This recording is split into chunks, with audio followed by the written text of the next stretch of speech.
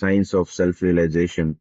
To tell the science of self-realization, we have to move away from purely mystical language and look at it through the lens of neuroplasticity, entropy, and the observer effect. Here is a narrative that explains the journey from a fragmented ego to a realized self. The story of the mirror and the fog. Imagine you were born in a room full of mirrors, but the room is filled with a thick, heavy fog. Phase 1. The illusion of the fog. The ego.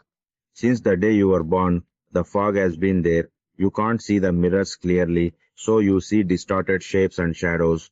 You begin to believe these shadows are you. In scientific terms, this fog is your default mode network, the part of your brain responsible for repetitive, self-referential thought, worrying about the future, and ruminating on the past.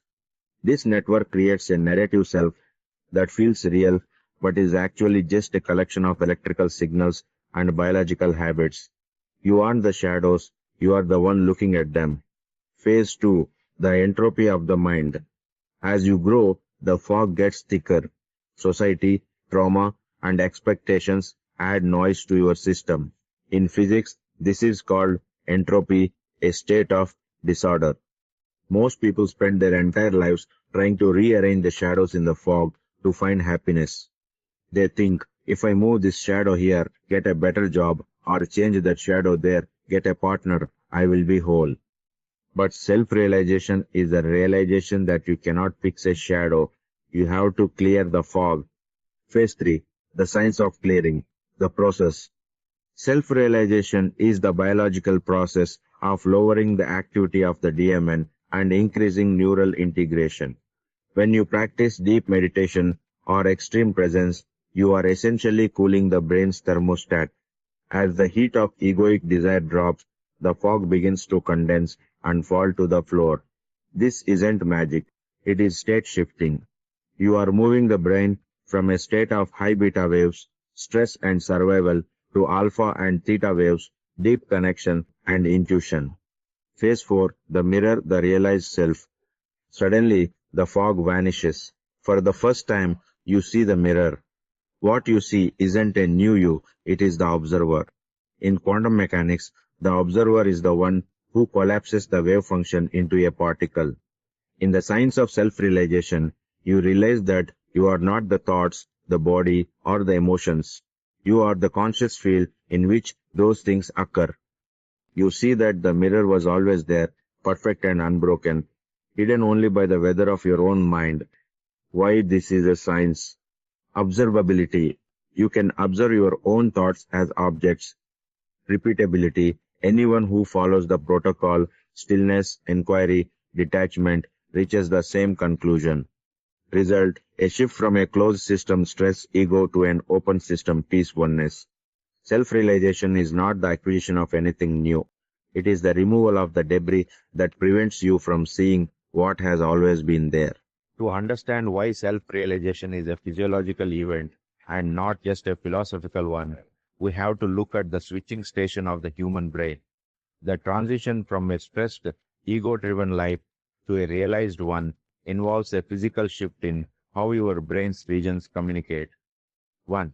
The default mode network, the ego center. The fog mentioned in the story is scientifically known as the default mode network, DMN. This is a collection of brain regions, primarily the medial prefrontal cortex and the posterior cingulate cortex, that are active when you aren't doing anything specific. The job, it constructs your autobiographical self. It thinks about your past, worries about your future, and judges your status compared to others. The problem, in most people, the DMN is overactive. This creates a tight sense of self that feels separate from the world, leading to the feeling of being stuck in your head. 2. The task positive network. The present moment. When you practice presence or deep focus, you activate the task positive network, CPN. This is the biological antithesis of the DMN. The sign, there is an anti-correlated relationship between these two. When the TPN focus sensory awareness flow state goes up, the DMN, the ego ruminating, goes down.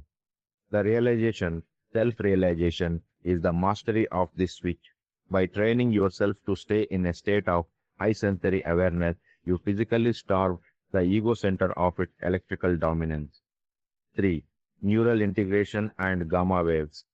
In long-term meditators or those who have undergone a realization experience, neuroscientists observe a phenomenon called high-amplitude gamma synchrony, wave-type frequency state of mind, beta 1230 Hz, normal waking consciousness, anxiety, logic, alpha 812 Hz, deep relaxation, the gateway to the subconscious, gamma 3100 plus Hz, insight, aha moment, and peak consciousness. In a realized state, different parts of the brain, which usually operate like separate instruments playing different songs, suddenly begin to fire in a unified rhythmic pulse. This is the science of oneness.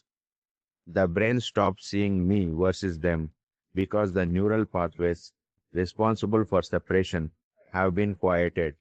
Number 4. The result, neuroplasticity.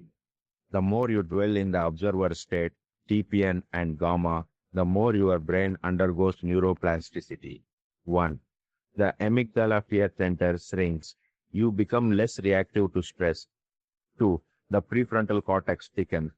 Your ability to stay aware and witness your life increases. 3. The parietal lobes quiet down. This area handles your sense of where you end and the world begins. When it quiets, people report the feeling of being one with everything.